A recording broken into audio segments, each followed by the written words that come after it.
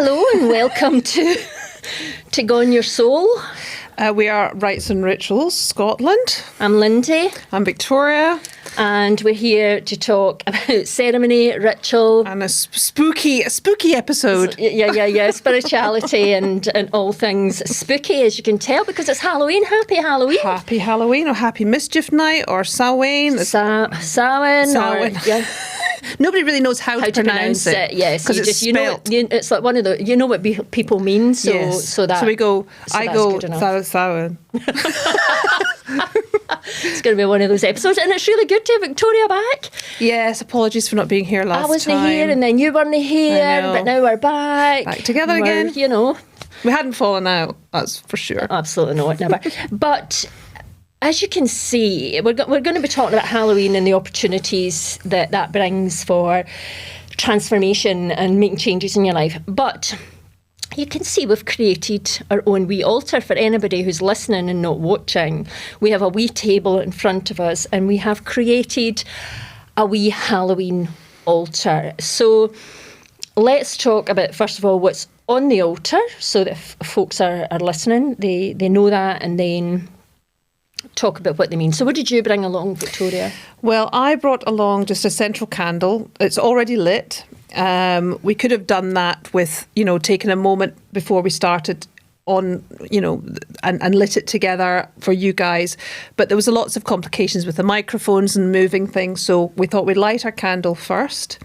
Because it is Samhain and Halloween, and it is also season of thankfulness, we have brought a couple of pumpkins just to get into the spirit of things. These are all offerings, I find, at this time of year especially. So I've gone into the garden and I've got some little crab apples and some rowan berries, which are, well, the rowan tree is incredibly spiritual anyway, but that's another discussion. We could go into that a bit later. I've got some fresh thyme. I have the antler there, which is just representing life and death, even though the antlers are living and they fall off the living stag. They're all stags, aren't they? But yeah, it's basically a seasonal altar. Is it not the females that get rid of their... Do they fall off? I think so. And then they'll fall off. We should kind of know that, we're Scottish, but... Is it not the females? Well, no, because then they get nubs, don't they? The boys, the nubs. Do they? Yeah. So any naturalists out moving there. on. All right, David Attenborough.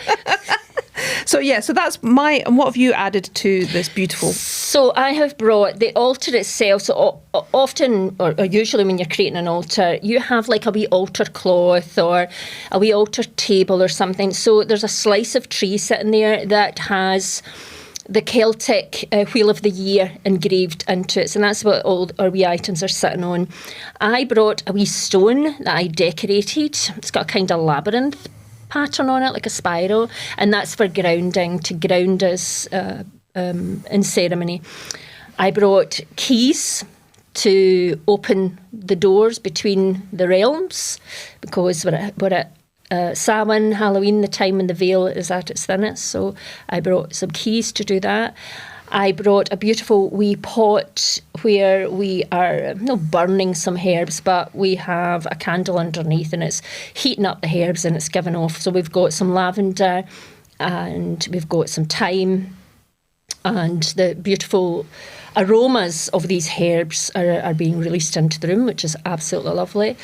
And you forgot about this. Oh, yes. You forgot about your favourite thing. This is my favourite thing. I've had this for years, and to me, it's just something that's always resonated with me. It's obviously light, bringing so it's a star. light. It's a big wooden star. And it's got all the sort of different woodland animals and creatures. So it's a real connection to sort of, what's going on outside in the sort of chilly, cosy, but it's all lit up inside. It's my favourite thing. It sits on my mantelpiece and always just brings me joy. It's a small, simple thing that brings me joy, and I've had it for forever. I love it. And of course, we've got our hats on.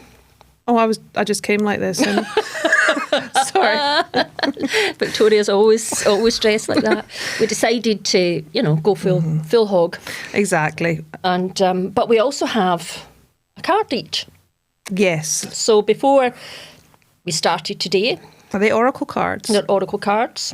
we drew a card from a pack, and we haven't looked at it.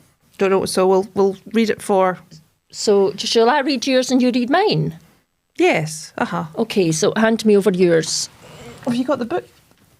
No, I haven't. But we'll just read what it says on it and Right. our interpretation of it.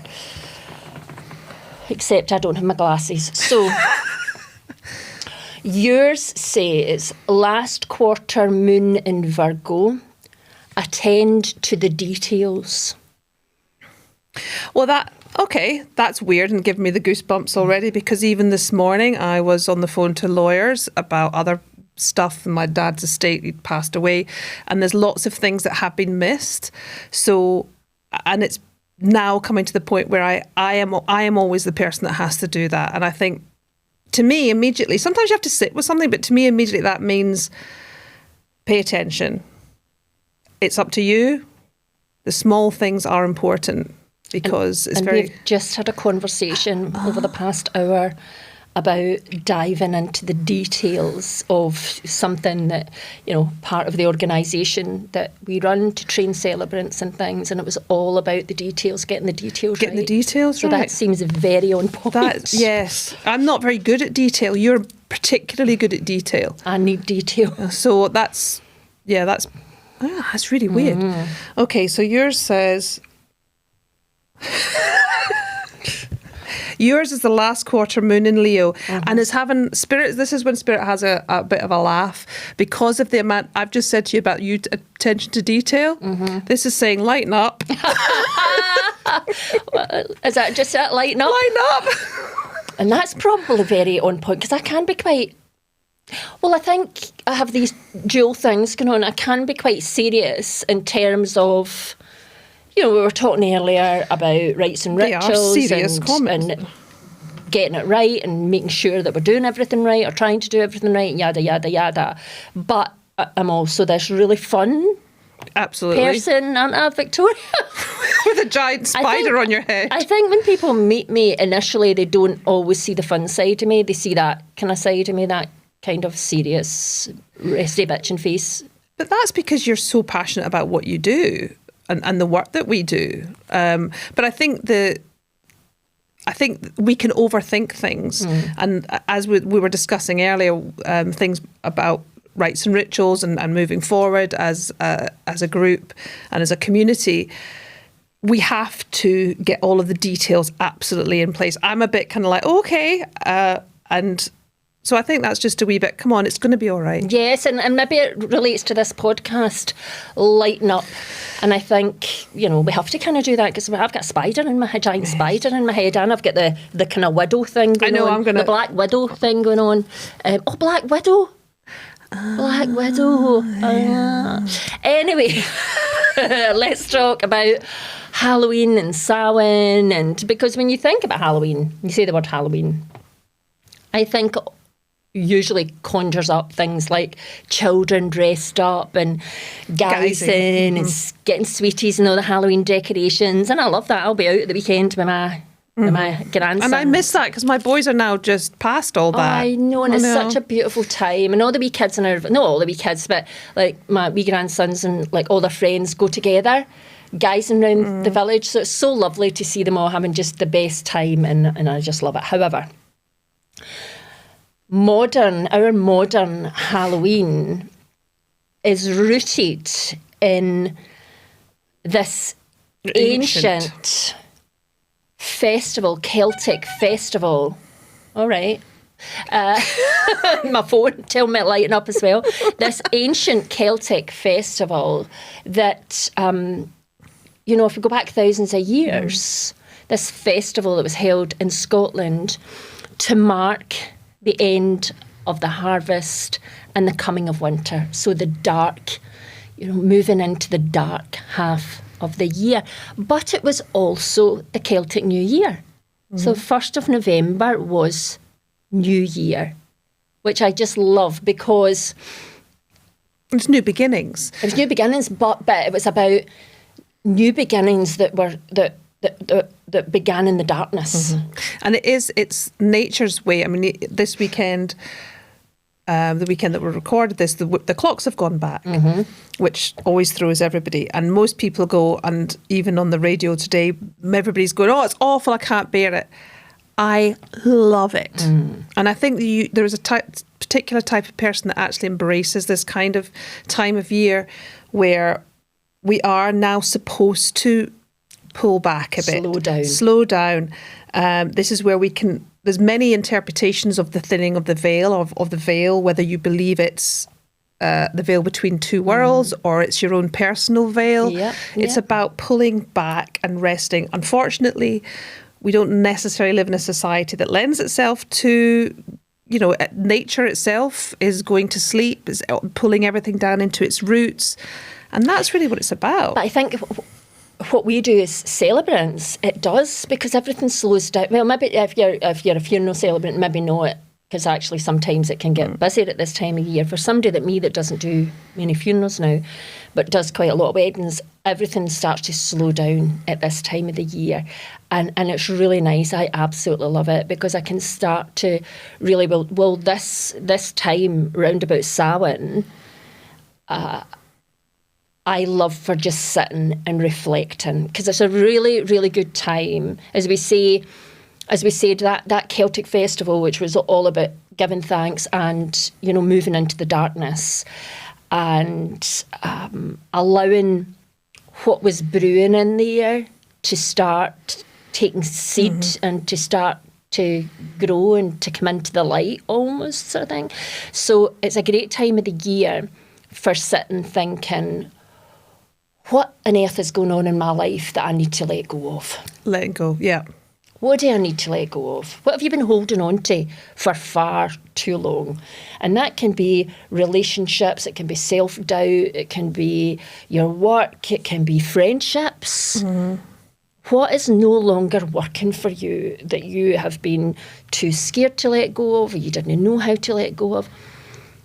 This is a really good time to sit with that and just to think, okay, what is being asked of me? What is being asked of me in order to let go of, so that I can make space for new things. Growth.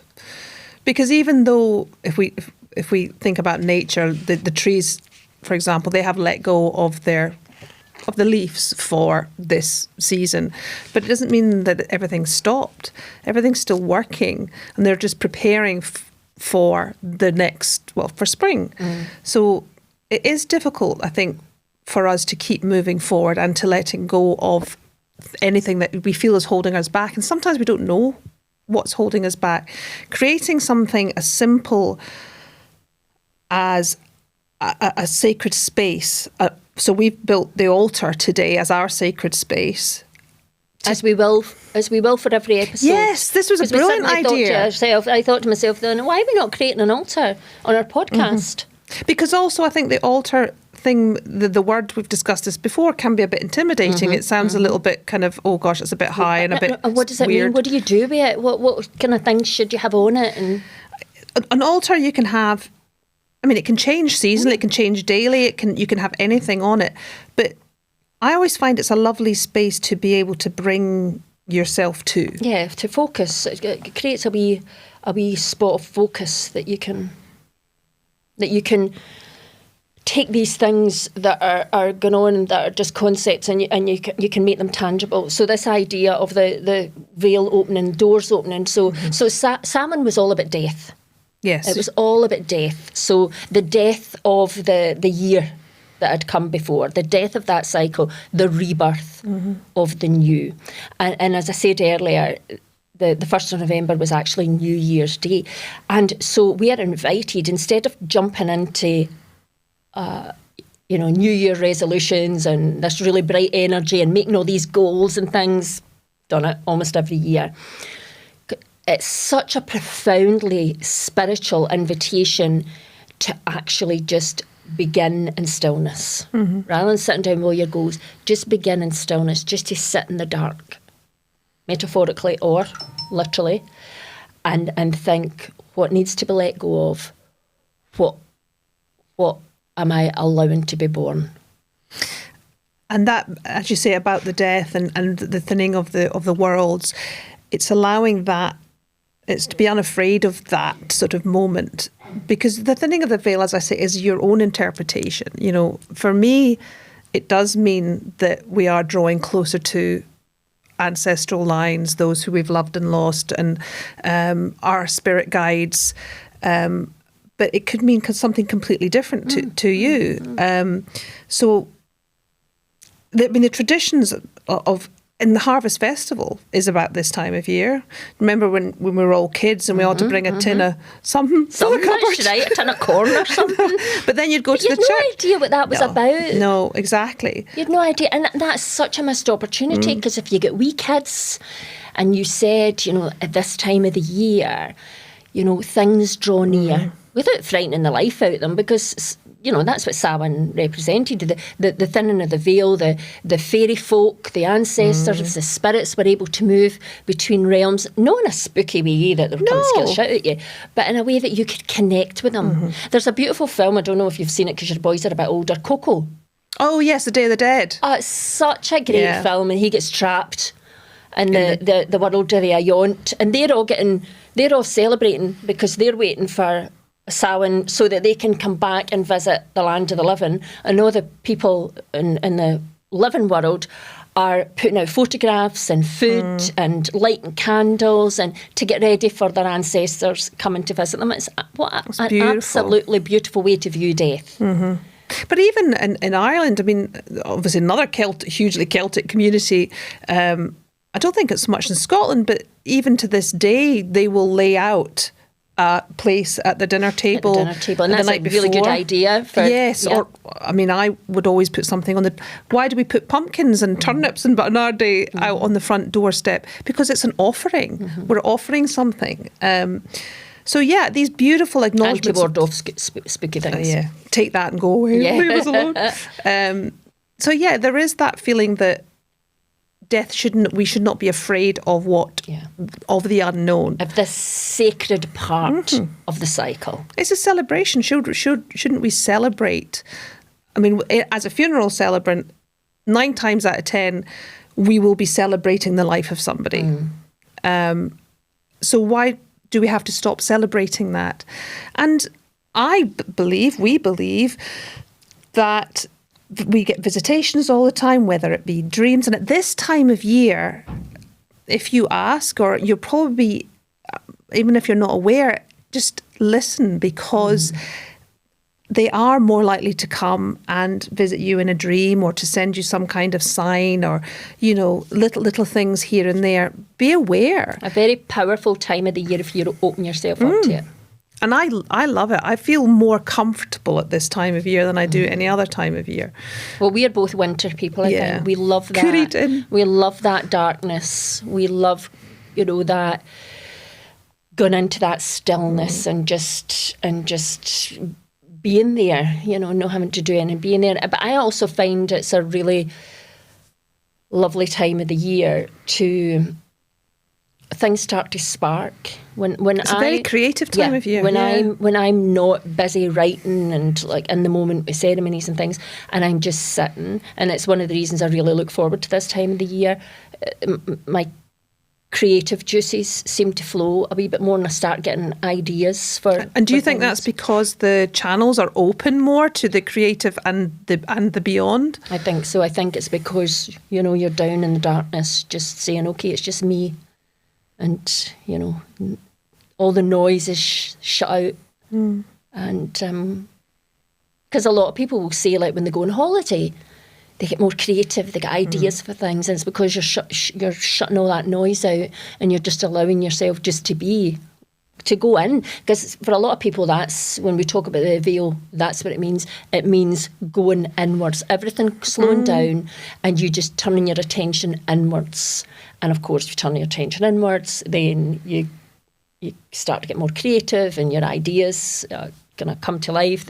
You start planting seeds and you know, things like that. So a really beautiful time of the year, and a great opportunity to bring wee rituals into your life, even if you've never worked with ritual. Yeah.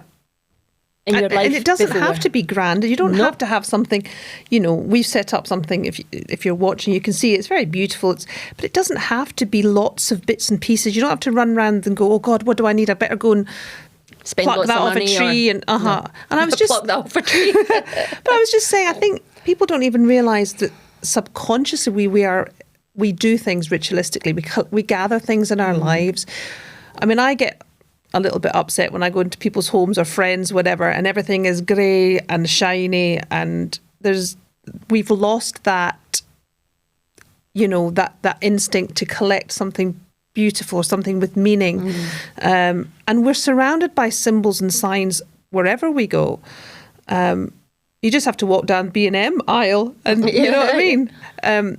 But it's about picking things up that you may not realise. That are calling to you. That are calling to you, just a pine cone on the floor, or, light just a candle, or, I mean, that's not a real candle, that's just a wee light. But to me, that it means feels something to you. Yeah. And there's so many other things we could have had on there. We could have brought books.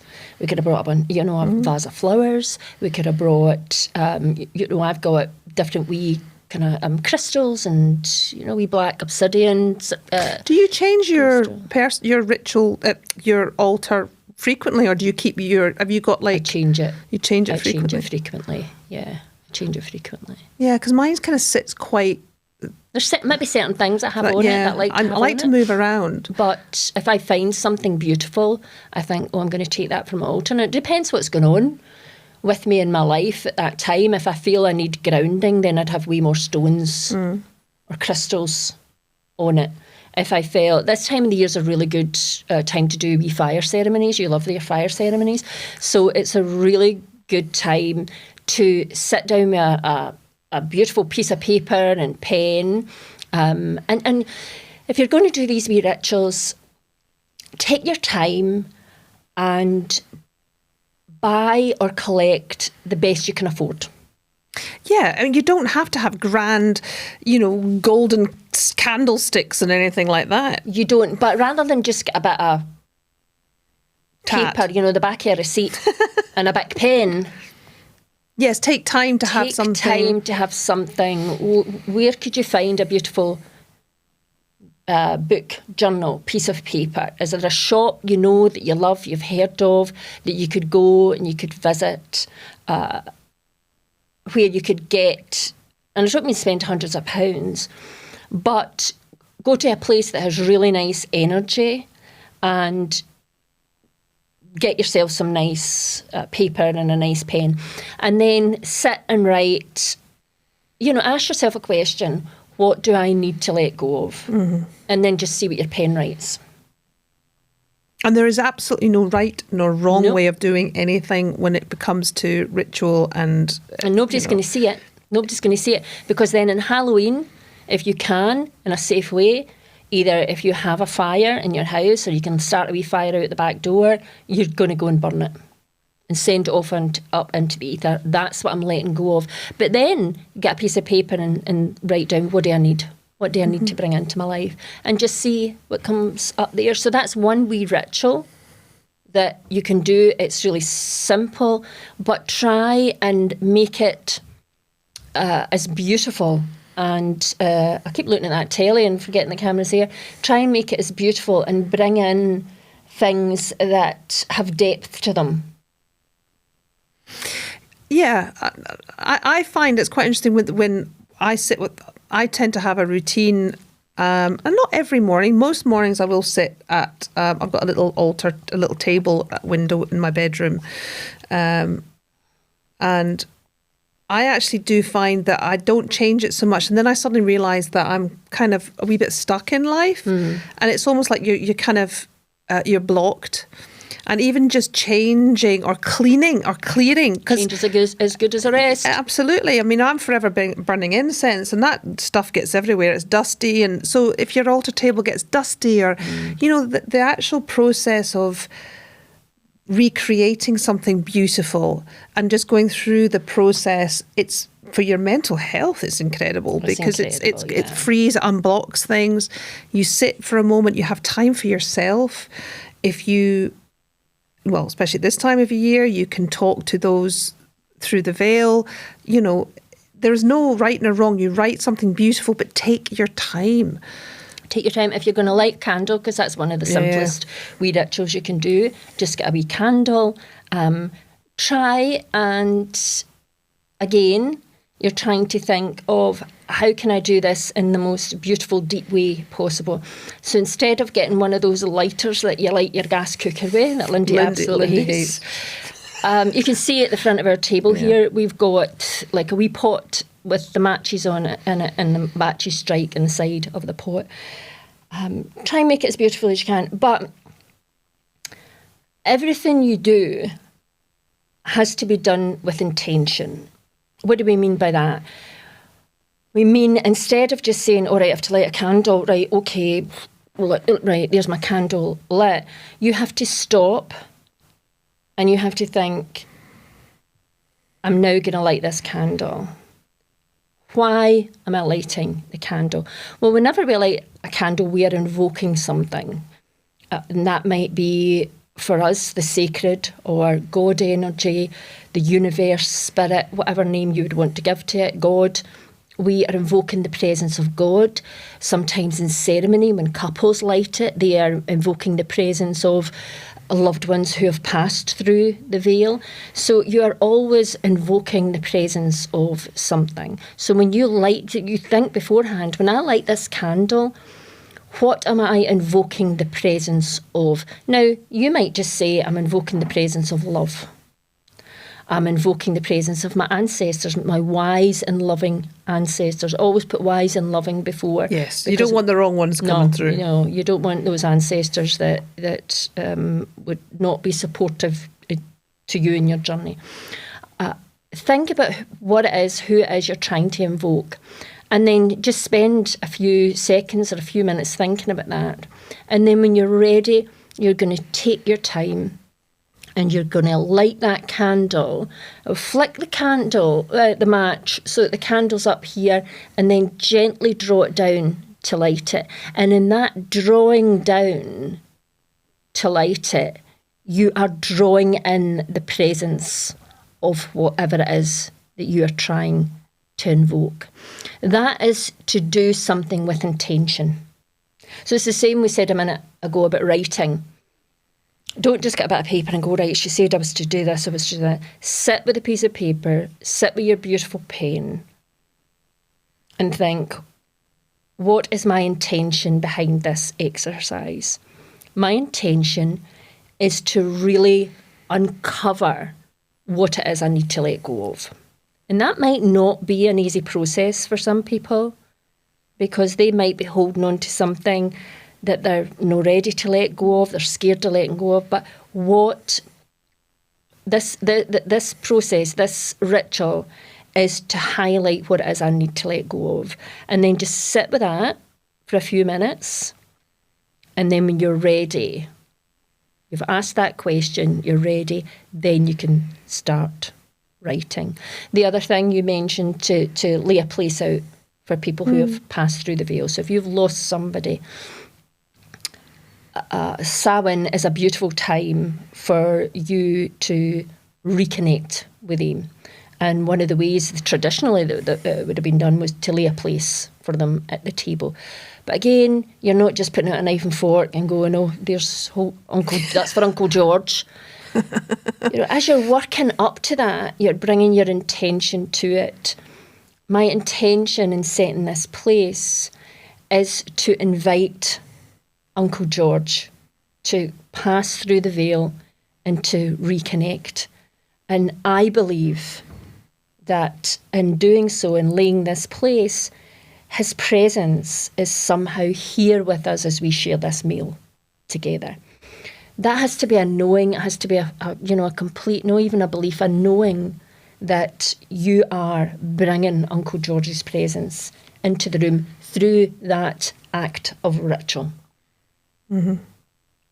And it's not that any other time of year that you can't invite Uncle George in, but it's just at this time of year, Spirit we are closer to them. And it also, the thinning of the veil takes us into sort of thin places as well. You know, you can find there's places that you connect to that you will feel thinner. You will feel closer to what are beyond, or what is beyond. So it doesn't have to always be this time of year, but for some reason in many cultures, not just our Celtic cultures, but many cultures, it seems to be this time of year that we seem to have an understanding. There's something very deep-rooted and primal within us that knows that we can connect, whether it's the fact that the ghost stories when we were younger, but as you grow older and you realise that death and that connection is about being reborn, and the cycles that we live in, the cycles, this beautiful altar that has the cycles of the seasons. On your altar you can make offerings from seasonal offerings, and all of that brings the other realms closer. And for all we know, they're probably doing it in their realms for us to, so that we're closer to them, because they want to draw. They want to come closer. They want to come closer. closer. To draw close. But again, Samhain was all about death.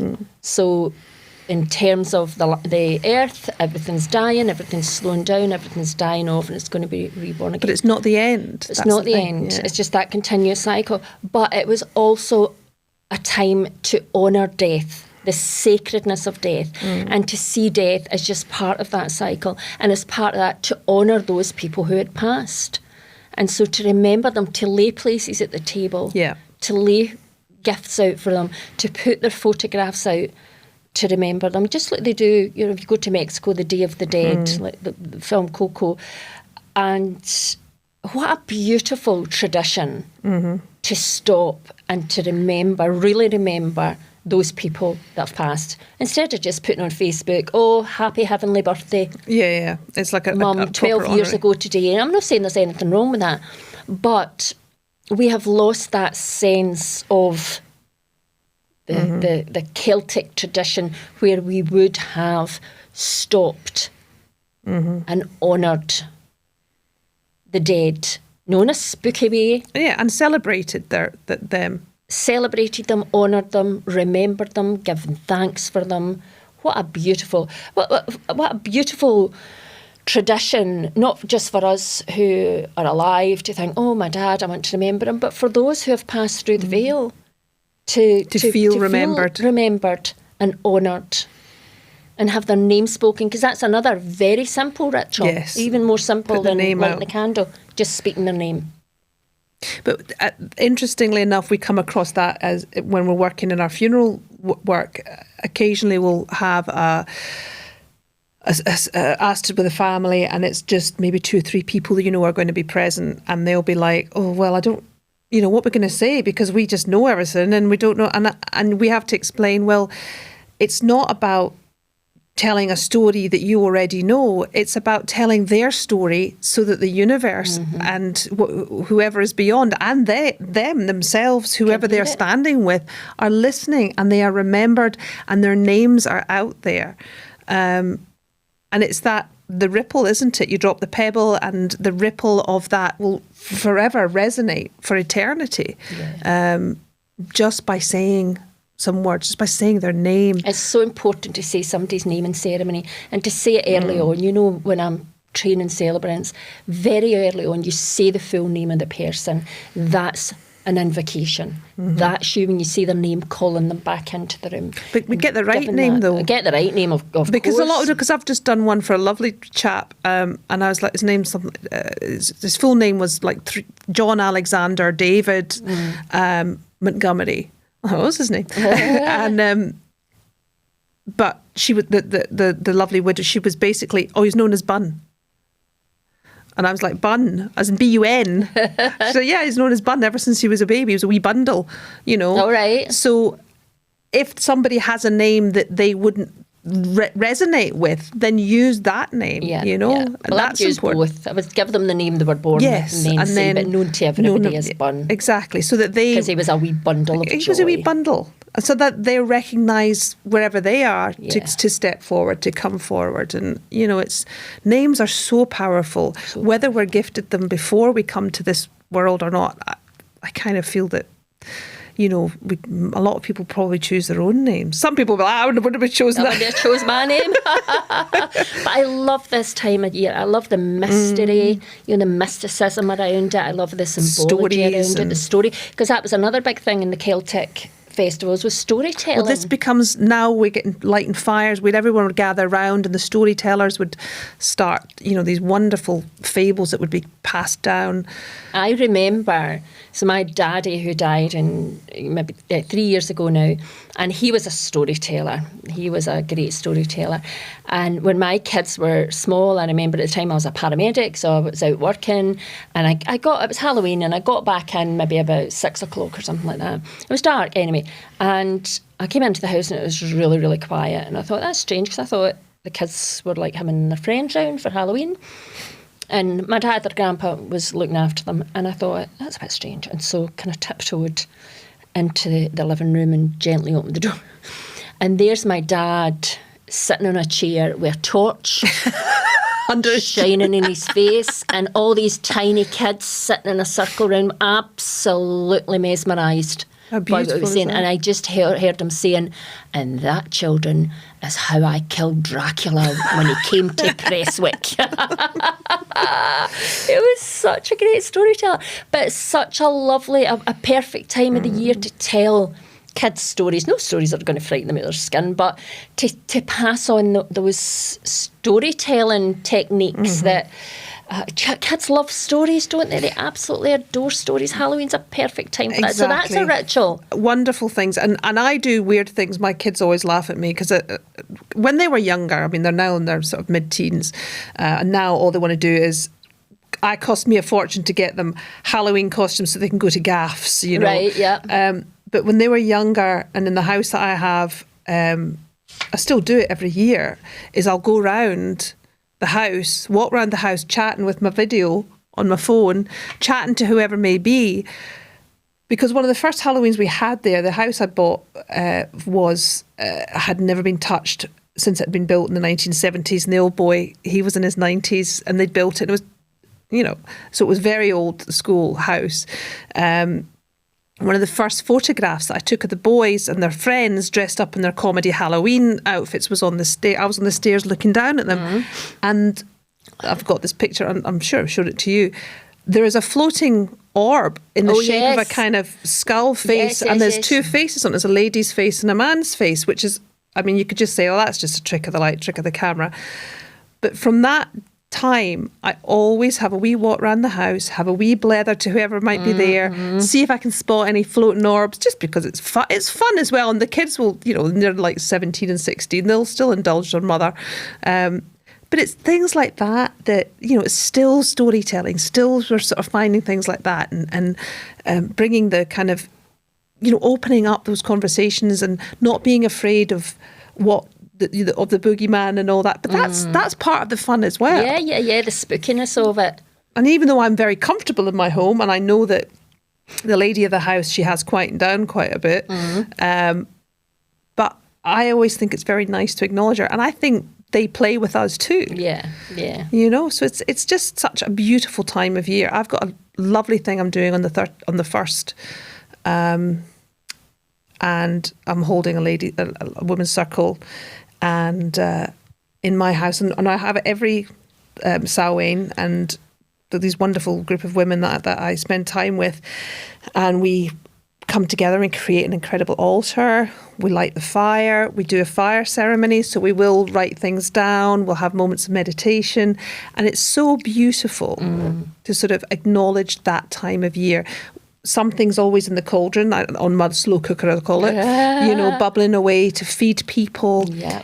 And it feels to me, I mean, I love Christmas, but it feels to me more of a kind of bringing people together, feeding people, giving them that kind of, you know, sense of belonging and safe space that we're all together. And that wonderful, well, it's a festival kind of atmosphere, and that's what would have happened 2,000 years ago. Communities coming together, feeding each other, So what are you doing? What's with the grandsons? Have you got your costumes sorted? Well, we've both got ceremonies on Halloween. Yes. Yes, so I am marrying a couple up in Malmaison in Dundee, and it's a very goth Lovely, yes. type ceremony. It's, what do you call it? The Corpse Bride. Brilliant. Because Malmaison, I don't know if you've ever been to the hotel, they're really dark inside. They're all kind of they're spooky. Yeah, they're kind of purplies and dark colours. Love it. Love that. So they've gone for the theme as well. They've gone for the Corpse Bride theme. Lovely. And so we've been working together for a wee while, but they asked for the vows from the Corpse Bride, and I said that's absolutely fine. And they sent them through, and then I said, look, do you want to just say them, or do we do them like in the movie? Brilliant. But if we do them like in the movie, it can't be a gimmick. Because I don't know if you've ever seen The Corpse Bride, so it's with this hand. And it's I will lift you from sorrow. Your cup will never empty, for I will be your wine. So I said, if you can pull this off and just be in the moment with each other, that this is going to be so beautiful. But it has to be just a moment between you two. If not, it becomes a performance. It becomes that you're just doing it because it was in The Corpse Bride, and it's not really going to work. So we spent some time talking through that, and they have to go away and like practice that with each other, just being in the moment with each other. So that's what I'm doing on Halloween, and then we will go back and all the kids will go around the village. My family is going out as the Minecraft family. Have you got a square head to wear? I'm a villager. Is that a square head? No. Square head, unibrow, great big brown cloak with the arms in here like that, and they just go, They just make this wee noise. So my son-in-law is supposed to go out as Garbage Man, which is the pink leather jacket, and it's Jason Momoa that plays that part, and the big shaggy hair.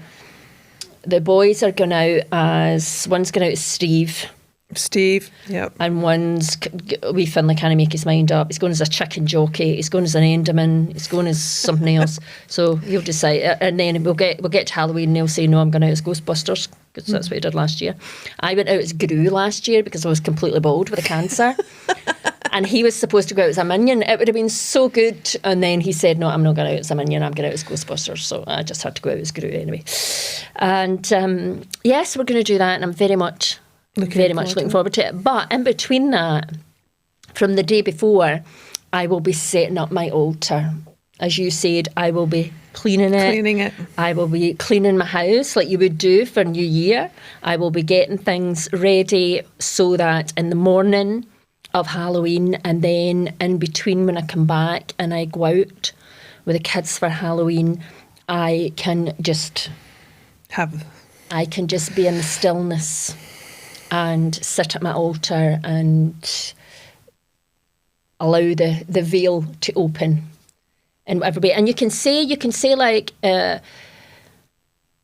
wee blessing or a wee invocation. So you could say some very simple like veil of night, open gently, wise and loving ancestors, draw near and guide this time of transformation. Beautiful. There you go. Something very simple, but say it from the heart. And it's nice to put those words out there because, again, they're an invocation. So I will be doing that all throughout Halloween to, just to ground myself and to be rooted in the darkness before we rise for the next part of the year. For our second coming. Yeah. As you say, I've got a wee funeral to do in the morning. And the 31st is quite an interesting day for me because it was 18 years ago that my brother passed away. And I wasn't in this world at all then, I wasn't kind of following a kind of spiritual journey at that point. I was, but I wasn't. I didn't know what I was doing. And obviously it was a very difficult time. But his funeral was on the 31st, which always now sits with me and now has great importance to me, and a little bit of humour as well, I think. But this 31st. This Halloween, I have a wee funeral ceremony in the morning, which will be lovely. It's a really gentle one. And then I also have a marriage ceremony to do. Another spooky one at Loudon Old Kirk. So it's an abandoned church. Lovely. And my couple are... they're lovely. They're quite eccentric, so obviously I absolutely adore them. Yep. And they are paranormal investigators. And they've chosen this site. I know, they're great. They've chosen this site because they do a lot of their investigating there.